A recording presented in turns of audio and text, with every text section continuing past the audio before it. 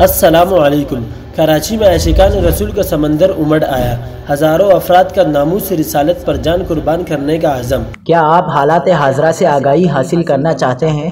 خبر کے پیچھے چھپے اصل حقائق جاننا چاہتے ہیں تو ابھی سبسکرائب کیجئے جلمل پاکستان کو اور ساتھ ہی گھنٹی کے نشان پر کلک کر دیں۔